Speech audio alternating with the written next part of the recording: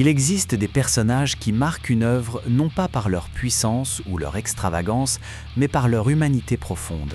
Des personnages qui, à chaque apparition, semblent porter quelque chose de vrai, quelque chose que l'on reconnaît sans pouvoir toujours l'expliquer. Nanami Kento est l'un d'eux. Bienvenue sur Benny Raconte. Aujourd'hui, on parle d'un homme en costume, une cravate soigneusement nouée, un regard posé derrière ses lunettes rectangulaires. Un homme qui ne crie pas, qui ne fanfaronne pas, qui ne cherche pas à impressionner. Et pourtant, chaque fois qu'il entre en scène dans Jujutsu Kaisen, quelque chose change dans l'atmosphère. Une gravité s'installe, une sécurité presque, comme si sa seule présence suffisait à dire « ça va aller ». Mais pour comprendre qui est vraiment Nanami, il faut remonter au début. Avant le costume, avant l'exorciste accompli, avant l'adulte fiable qu'il deviendra. Il faut aller là où tout a commencé, et là où tout s'est brisé. Le temps est comme une vague qui balaie le rivage, ne laissant derrière lui que de légères traces. Les souvenirs chaleureux résonnent comme une scène familière que l'on n'arrive plus tout à fait à retrouver. Les années s'écoulent comme l'eau, et les peines comme les joies d'autrefois ne sont plus que poussière.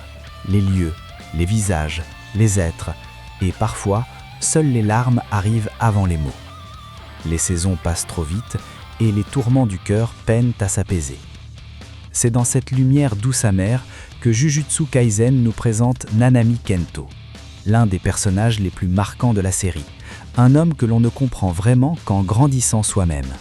Parce que Nanami ne parle pas aux enfants, il parle aux adultes que l'on devient, souvent malgré soi. À l'époque du lycée d'exorcisme, l'atmosphère était différente. Les camarades débordaient d'enthousiasme, de rire, d'une insouciance que l'on ne réalise précieuse qu'une fois perdue.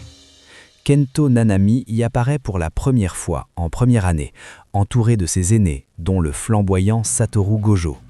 Mais celui qui comptait le plus pour lui, celui qui lui était le plus proche, c'était Aibara, son exact opposé en tout point.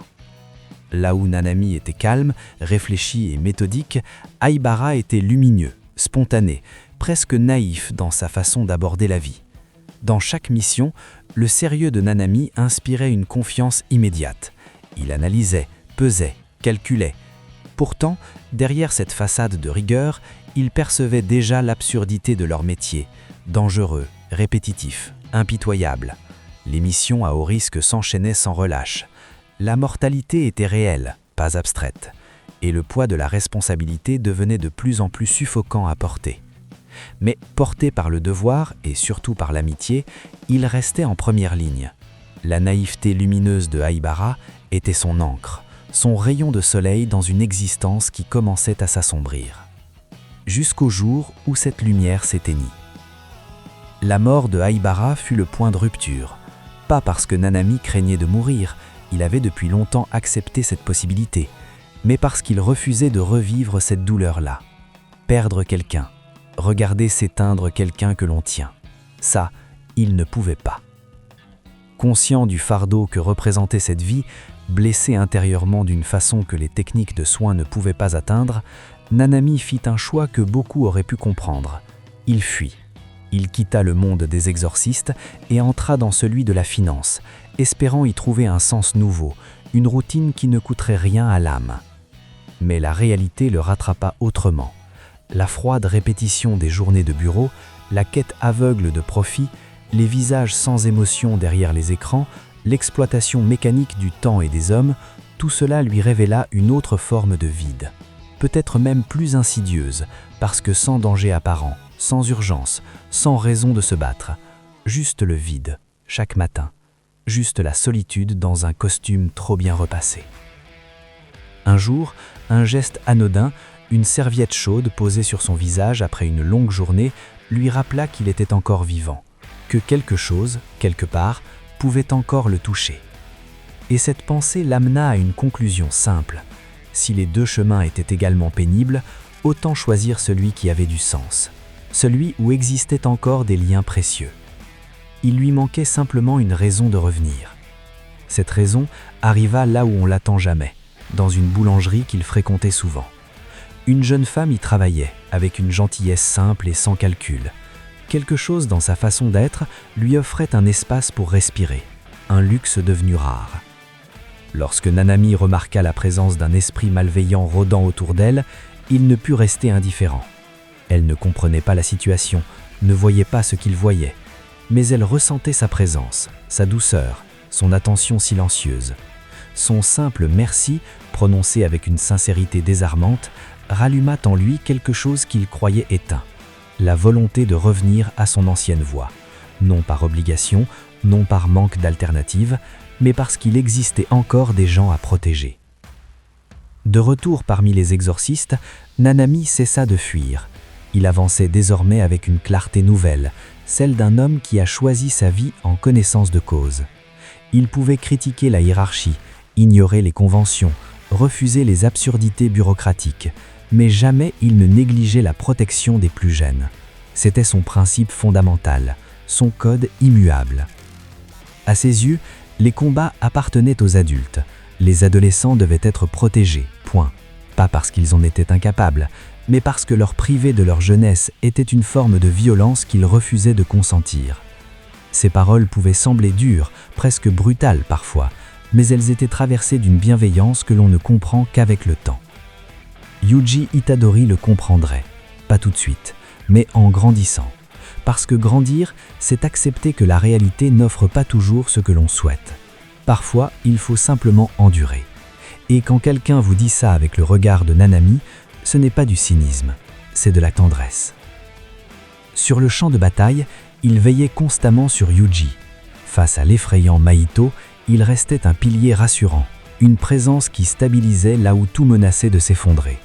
Sa technique, créer des failles sur le corps de ses ennemis pour déclencher un coup critique à un point précis, incarnait parfaitement sa philosophie.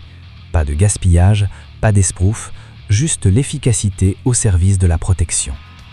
Il avait même imposé une contrainte temporelle à sa technique, augmentant sa puissance après ses heures de travail. Derrière l'humour apparent se cachait une discipline absolue, une rigueur que seuls ceux qui ont vraiment souffert peuvent cultiver. Puis vint l'incident de Shibuya, le chaos total, la nuit où tout bascula. Lorsque ses alliés tombèrent autour de lui, Nanami laissa éclater une colère froide et déterminée. Pas la rage impulsive d'un guerrier blessé dans son orgueil, mais celle d'un homme qui ne tolère pas que les innocents paient pour les fautes des puissants. Les combats s'enchaînaient sans relâche. Épuisé, gravement blessé, il continuait pourtant d'avancer, parce qu'il le fallait, parce que c'était son rôle, parce qu'il avait choisi ça. Même avec la moitié du corps détruit, sans espoir réel de guérison, il refusait de s'arrêter. Quelque part dans un recoin de son esprit, il rêvait encore. Une maison au bord de la mer, en Malaisie, un refuge paisible rempli de livres, le sable sous ses pieds nus, le vent salé sur son visage, le silence comme une récompense bien méritée. Ce rêve était simple, presque banal, mais c'est précisément pour ça qu'il était beau. Quand Mahito le toucha une dernière fois, Nanami comprit que tout s'achevait. Dans ces derniers instants, le souvenir de Haibara revint, ce visage lumineux, cette naïveté qu'il n'avait jamais pu oublier. Aucun regret apparent, seulement la question silencieuse du sens posée une dernière fois, à lui-même. Il sentit Yuji derrière lui, et là, conscient de chaque mot qui lui restait à prononcer, il refusa de choisir des phrases qui deviendraient un fardeau inutile. Pas de discours, pas d'adieux théâtraux, juste « Itadori, je te le confie ». Ces 6 mots portaient tout. Le soulagement d'une mission transmise, la responsabilité de continuer, l'humanité d'un homme qui, jusqu'à la fin, pensait aux autres avant lui-même. Nanami Kento n'était pas le personnage le plus puissant de Jujutsu Kaisen. Il n'était pas le plus mystérieux, pas le plus extravagant, mais il était peut-être le plus humain, dans ses contradictions, dans ses blessures, dans ses choix. Il nous rappelle que la vraie force ne consiste pas à ne jamais tomber. Elle consiste à choisir chaque matin de se relever malgré tout, à trouver du sens là où il n'y en a pas d'évident, à protéger ceux qui méritent d'être protégés, même quand personne ne vous y oblige. Quelque part, dans un ailleurs tranquille, j'aime à penser qu'il a enfin trouvé sa maison au bord de la mer, que le sable est chaud sous ses pieds, que les livres s'empilent sur la table basse, et que pour la première fois depuis longtemps, il n'a nulle part à être. Bonne nuit, Nanami. l'adulte le plus fiable. Si cet épisode vous a touché, n'hésitez pas à le partager, à laisser un commentaire et à vous abonner à Benny Raconte pour ne rater aucune prochaine analyse. On se retrouve très bientôt.